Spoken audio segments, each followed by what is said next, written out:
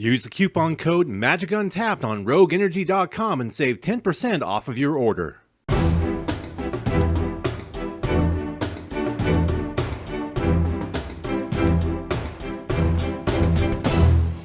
Releasing in June of 2000, Prophecy is the third and final set of the Masques block and the 20th overall expansion in Magic the Gathering.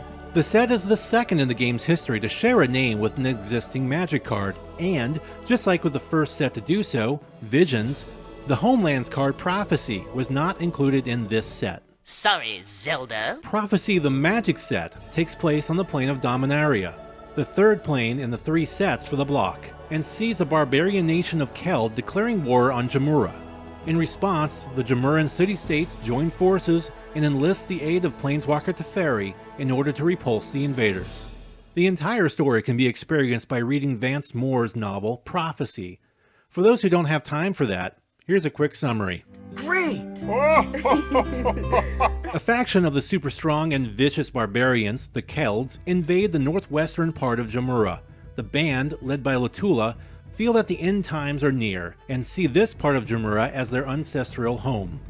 This, of course, rouses the city-states of Jamura to defend their collective realm. Included in this is Teferi, the royal mage of the nation of Zalfir, although he does try to avoid involvement at first, along with friends and allies Baron and Rain from the Tolarian Academy. As it turns out, Lutula has a vampiric horror working for her named Greel. It's also discovered that, unlike most of her Kelds, she herself does not believe in the end times that the Twilight prophecies foretold.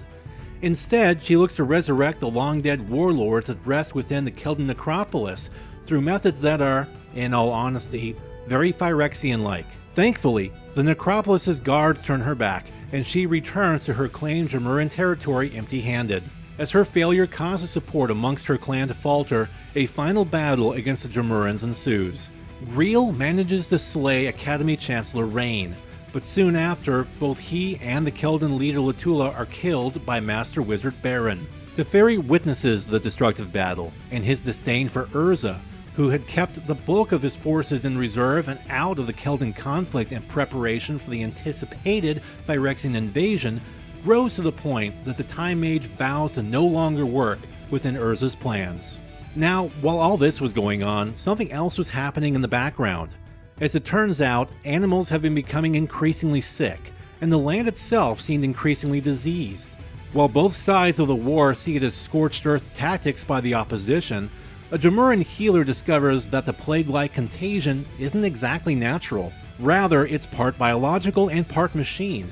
And it all traces back to Greel, the nasty creature behind Lutula's Keldan invasion of Jamura, who, presumably, is Phyrexian in origin. And, well, for the large part, that's the bulk of the story. Well, the major plot points worth mentioning anyway. Honestly, despite Moore's best efforts, the novel simply isn't very good, which, as it so happens, matches the set almost perfectly.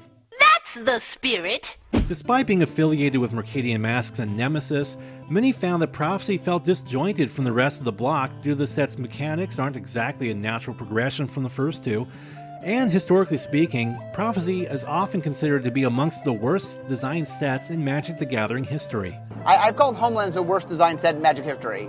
Prophecy is number 2 as far as... It was designed by William Jockish, who was a developer, and William was a very good developer. Not the strongest of designers. It was one of those things where it was just super spiky, and I know there's people that enjoyed it because it did reward you for skill, but it was not a particularly fun set to play. Similar to Mercadian Masques, Prophecy introduced to Magic no new keyword abilities or mechanics. The set did, however, introduce a few new themes. Whereas Rebels and Mercenaries were a big deal in Mercadian Masques and Nemesis, Prophecy introduced anti-rebel cards such as Brutal Suppression and Rebel Informer, as well as anti-mercenary spells like Mercenary Informer and Root Cage. The set also played upon resource management through Rhystic Magic, which were discounted spells, plus 1 land, that worked properly unless mana was paid to essentially turn the card's effect off. There was also a land theme that features a number of permanents having abilities that involve sacrificing of lands, such as Aura Fracture and Excavation, and several others, like Finstalker and Well of Life, that gained bonuses when all of their controllers' lands were tapped. Have some water of life! Both Rhystic and the Lands Management theme proved to be rather unpopular, save for the enchantment Rhystic Study. Works pretty good. But things weren't all bad in Prophecy, as the set did have 3 rare cycles that were rather well received. First up are the Avatars, which are large creatures that, if the correct conditions were met, can be cast at a drastic discount. Avatar of Woe is largely considered the best of the bunch. Secondly, there are the Winds. While quite expensive to cast at a whopping 9 mana apiece, can be quite the game changer. Blessed Wind and Plague Wind are often considered to be the best ones. And finally, Prophecy has a cycle of rare Spell Shapers. Each one's ability mirrors that of a powerful magic card, such as Greel Mindraker casting Mind Twist, or Joriel Empress of Beasts casting Animate Land on all of target players' lands. Majita the Lion, which casts a Wrath of God that only he can survive, is largely considered to be the best of this cycle. Prophecy also has an assortment of alternate casting cost spells. The most famous of these is the counterspell Foil, partially because of the novelty of cracking a foil in one's booster pack, and partially because free counterspells tend to be fairly popular. In fact, Foil proved to be one of the very few cards from Prophecy to have any sort of legitimate tournament impact, along with Spiketail Hatchling, Chimeric Idol, and the aforementioned Majita the Lion and Avatar of Woe. So while Prophecy did not exactly wow anybody, it did set the stage for the invasion that is soon to come. Let's get out of here. Is Prophecy for some reason one of your favorite Magic the Gathering sets? If so, consult a psychiatrist, then let us know in the comment section below. And be sure to subscribe to Magic Untapped on YouTube, and please support our efforts on Patreon for more great Magic the Gathering content.